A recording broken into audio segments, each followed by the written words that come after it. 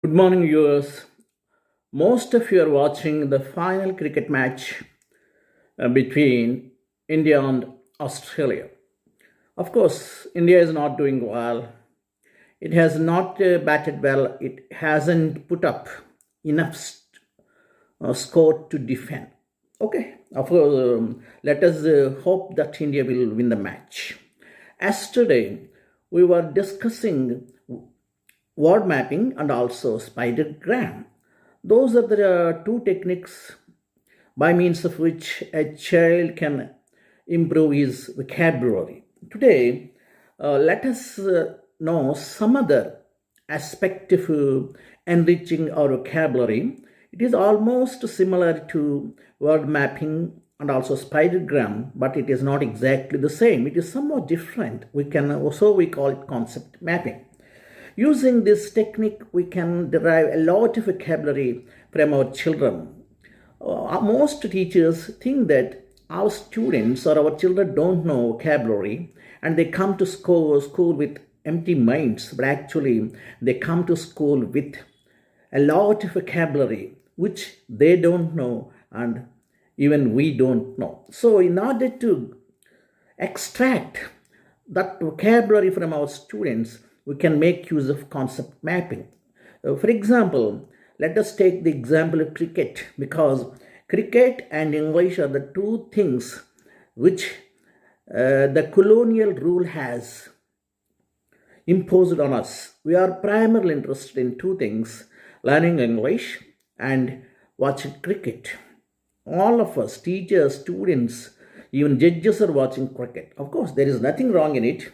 Even the cinema stars are watching them. They are going to the stadiums and they're making a lot of fuss there. Okay, let's watch the cricket and, of course, enjoy learning vocabulary. Concept mapping, now let us discuss how. In the concept mapping, the teacher writes the word cricket on the blackboard or the whiteboard and round it or encircle it. Then he asks the children how many words he knows about cricket. Of course, the child starts telling like bat, ball, batsman or batter, bowler, stumps, wicket keeping, over, fence, boundary. In fact, they tell many things which we may not know because all the students, everybody is interested in cricket these days. They have acquired a lot of vocabulary watching the game and also listening to the cricket commentary and even playing also. Even while playing, they have learned many things that are associated with cricket.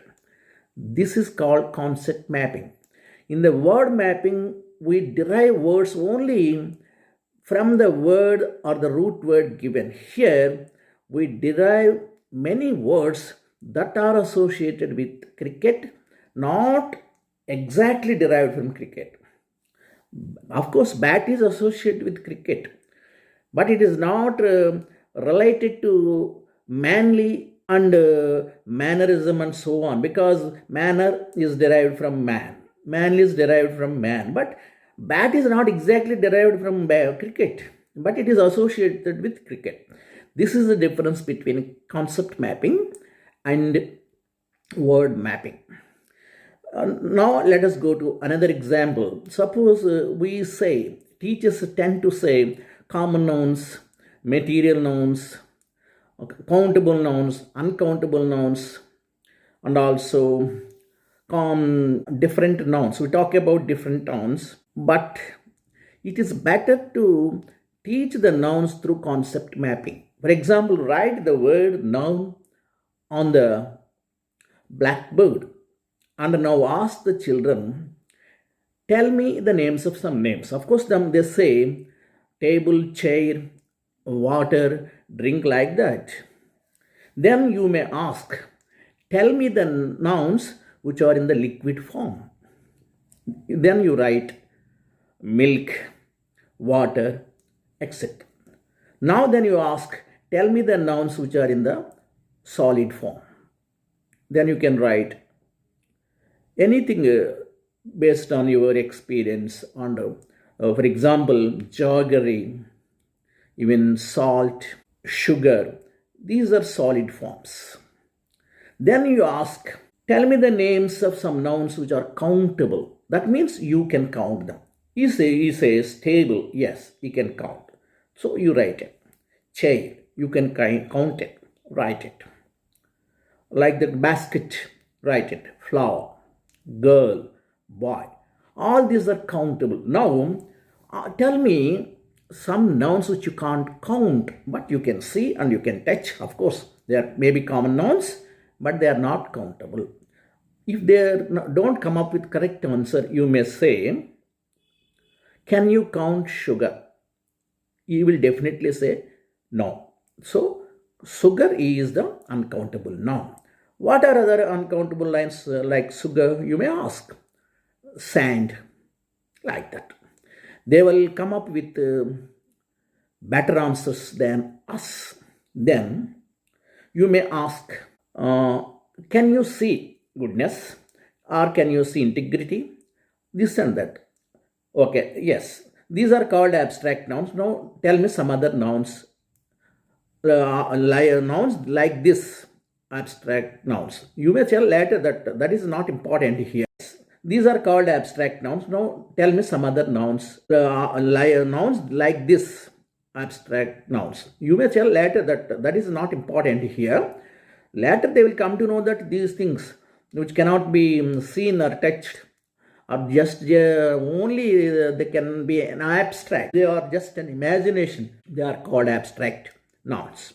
So they will come up with integrity, honesty, dishonesty, goodness, poverty, richness. So they will come up with these things. Okay. If you teach English like this, children tend to know wonderfully and you will also feel very happy. Thank you very much. Let us hope that India will win the match. Thank you very much.